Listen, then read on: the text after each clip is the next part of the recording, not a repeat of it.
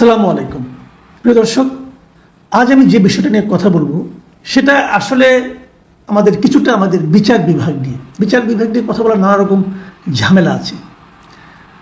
কোনটাতে কি আবার মন খারাপ করেন, মাইন্ড করেন, এটা বলা বড় কঠিন।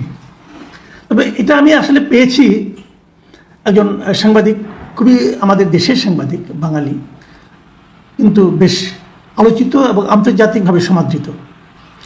তার নাম জুলকারনাইন সাহেব। আপনারা নিশ্চয়ই যারা নাকি সোশ্যাল মিডিয়ায় আছেন, ওনার বিভিন্ন স্ট্যাটাস আপনারা দেখে থাকবেন। আমি নিয়মিত ওনার স্ট্যাটাসগুলিকে ফলো করি এবং আমার খুবই পছন্দের একজন লোক। ওনার সঙ্গে আমার ব্যক্তিগত কোনো পরিচয় নেই, বাট আমি দূর থেকে ওনাকে ফলো করি, আমার ভালো লাগে। উনি আজ একটা স্ট্যাটাস দিয়েছেন।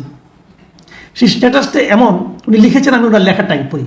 উনি লিখেছেন, প্রধান বিচারপতির বোন, তার কাজিনের স্বামী ঢাকা হইতে সিঙ্গাপুর ভ্রমণে যাইবেন ও ফেরত আসিবেন, তাহাদিগকে দিতে হইবে সরকারি প্রটোকল কিনা বাদ।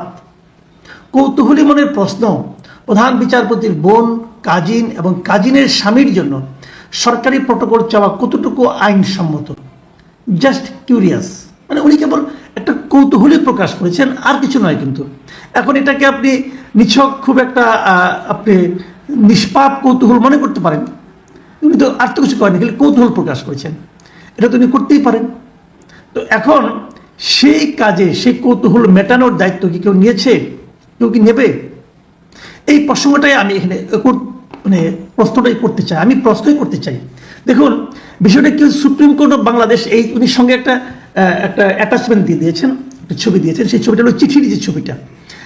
এই ছবিটা 30শে জানুয়ারি লিখেছেন supreme court of Bangladesh appellate ডিভিশনের রেজিস্ট্রার, উনি সিগনেচার করেছেন মোহাম্মদ হাসানুজ্জামান, এবং বলেছেন ওনারা কবে যাবেন, 30 তারিখে যাবেন, আবার 4 তারিখে ফিরবেন সিঙ্গাপুর থেকে। ওনারা সিঙ্গাপুর যাবেন, এই 3 জন 30 তারিখে যাবেন এবং 4 তারিখে ফিরবেন।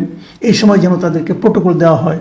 প্রোটোকল মানে কি, ভিআইপি প্রোটোকল দেওয়া হবে তাদেরকে, আসার সময় যাওয়ার সময় সব ব্যবস্থা করতে হবে।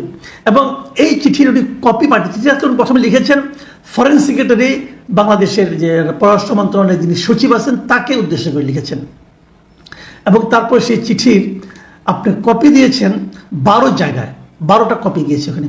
সেই কপিগুলো কোথায় কোথায় গিয়েছে সেটা একটু আপনাদের পড়ে শুনে তাহলে বুঝবেন। একটা হলো সিঙ্গাপুরে যে বাংলাদেশের হাই কমিশন আছে, সেই হাই কমিশনের যিনি হাই কমিশনার আছেন তাকে কপি দিয়েছেন। তারপরে এই পররাষ্ট্র মন্ত্রণালয়ের সাউথ এশিয়া উইংয়ের যিনি ডিজি তাকে দিয়েছেন কপি। তারপরে প্রধান বিচারপতির যিনি প্রাইভেট সেক্রেটারি তাকে দিয়েছেন। আবার রেজিস্ট্রারের যিনি প্রাইভেট সেক্রেটারি তাকেও কপি দেওয়া হয়েছে। আর সিঙ্গাপুরে বাংলাদেশ দূতাবাসের যিনি কাউন্সিলর তাকে কপি দেওয়া হয়েছে। এছাড়া কপি দেওয়া হয়েছে শাহজালাল ইন্টারন্যাশনাল এয়ারপোর্টের এক্সিকিউটিভ ডিরেক্টর অথবা চিফ সিকিউরিটি অফিসার, দুজনকে দেওয়া হয়েছে, কপি দেওয়া হয়েছে। তারপরে আপনার কপি দেওয়া হয়েছে deputy registrar protocol supreme court বাংলাদেশের। তারপরে Ragib Mahtab research and reference officer supreme court of Bangladesh appellate division. এই রিসার্চ অফিসারকে কেন দেওয়া হয়েছে বুঝতে পারলাম না, তাকেও কপি দেওয়া হয়েছে। আবার কপি দেওয়া হয়েছে আরিফুল ইসলাম, প্রোটোকল অফিসার, উনি সুপ্রিম কোর্টের অ্যাপিলেট ডিভিশনের প্রোটোকল অফিসার, তাকে দেওয়া হয়েছে। আর পার্সোনাল অফিসার, যিনি নাকি চিফ জাস্টিসের পার্সোনাল অফিসার, তাকে কপি দেওয়া হয়েছে। রেজিস্ট্রারের পার্সোনাল অফিসারের কপি দেওয়া হয়েছে এবং একটা অফিস কপিও রাখা হয়েছে। এখন প্রশ্ন হলো, যে লোকগুলিকে এই চিঠিটা দেওয়া হয়েছে সে লোকগুলো সবাই সরকারি গুরুত্বপূর্ণ কর্মচারী। তারা চিফ জাস্টিসের বোন, তার কাজিন এবং কাজিনের হাজব্যান্ড, এদেরকে প্রোটোকল দেবেন কেন?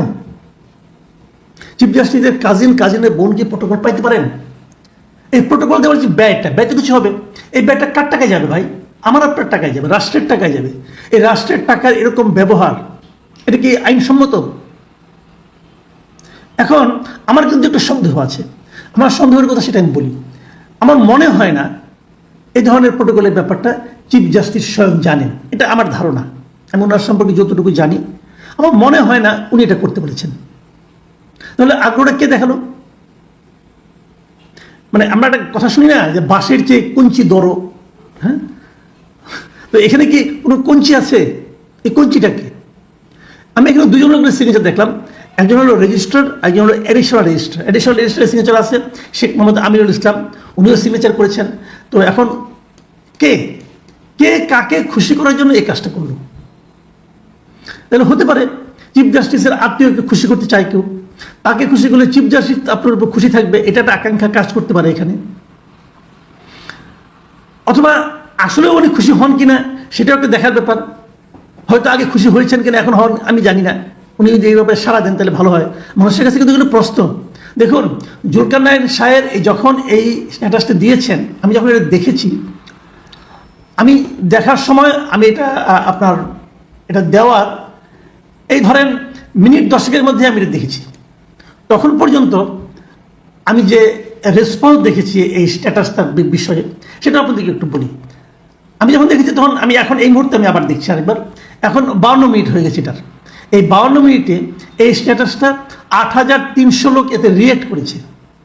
8300 লোক 52 মিনিটে কিন্তু মাত্র 783 জন এটাতে কমেন্ট করেছে এবং 412 জন লোক এই স্ট্যাটাসটা শেয়ার করেছে। মানে কি দাঁড়ালো, মানে 482 জন শেয়ার করা মানে কি, ওখানেও প্রচুর লোক দেখেছে, প্রচুর লোক কমেন্ট করেছে। এই সবগুলো কমেন্ট এবং সবগুলো শেয়ার, সবগুলো প্রতিক্রিয়া লক্ষ্যবস্তু কি? Chief justice. চিফ জাস্টিসকে এই ব্যাপারে সচেতন আছেন যে ওনার নাম ভাঙে? আমি এখনো বিশ্বাস করি উনি এই কাজটা করতে বলেন নাই, কিন্তু উনি কি সচেতন আছেন যে ওনার নাম ভাঙিয়ে কি হচ্ছে, এগুলো কেন হচ্ছে?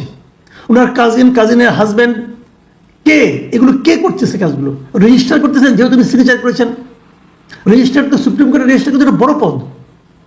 উনি জানেন না এই কাজটা ঠিক কিনা, তাকে ওনার কাছে কেউ নিয়ে এসেছে, উনি না বুঝে সিগনেচার করেছেন। এই বিষয়গুলো কিন্তু আমি মনে করি বিষয়টা ছোট কিন্তু সিরিয়াস। এই ধরনের ঘটনা খুবই আপত্তিকর। আমি মনে করি এই ব্যাপারে চিফ জাস্টিসের উচিত হবে একটা ব্যাখ্যা দেওয়া অথবা ব্যবস্থা নেওয়া। যদি তার নাম ভাঙিয়ে কেউ করে থাকে তার বিরুদ্ধে ব্যবস্থা নেওয়া। এই ধরনের ঘটনা ঘটতে দেওয়া উচিত না। যখন ওনাকে চিফ জাস্টিস নিয়োগ করা হয় তখন আমরা খুব খুশি হয়েছিলাম, বলেছিলাম যে এতদিন পরে একজন আমরা ব্যক্তিত্ববান সৎ একজন চিফ জাস্টিস পেলাম, অনেককে বলতে শুনেছিলাম। তো তার ব্যাপারে যদি এই ধরনের ঘটনা ঘটে এবং এই ধরনের প্রচারণা হয়, প্রচারণা তো হচ্ছে, এবং জুলকারনাইন সাহেব যে ঘটনা দেখিয়েছেন এটা কিন্তু তথ্য প্রমাণ সহ উনি দেখিয়েছেন এবং এটা শেয়ার হচ্ছে, মানুষ মন্তব্য করছে। আমি কয়েকটা মন্তব্য পড়েছি, মন্তব্যগুলো পড়ে আমি রীতিমতো মানে আমার কাছে খুব খারাপ লেগেছে, যে স্বাভাবিক। এবং এই মন্তব্যগুলো কিন্তু একটা মন্তব্য কিন্তু আমি ফেলে দিতে পারবো না, তারা তাদের ফিলিংস প্রকাশ করেছেন। তো এগুলোর মাধ্যমে হয় কি, এই সমস্ত বড় বড় মানুষের ব্যাপারে এক ধরনের পারসেপশন তৈরি হয়। এই পারসেপশনগুলো কিন্তু ভয়ঙ্কর। আমি আশা করি সংশ্লিষ্ট কর্তৃপক্ষ এভাবে একটা ব্যাখ্যা দেবেন, আর ব্যাখ্যা না দিলে যে যে কমেন্টগুলো পড়েছে সেগুলো সহ্য করার ক্ষমতা ওনারা ধারণ করবেন। প্রিয় দর্শক, এখন এই পর্যন্তই।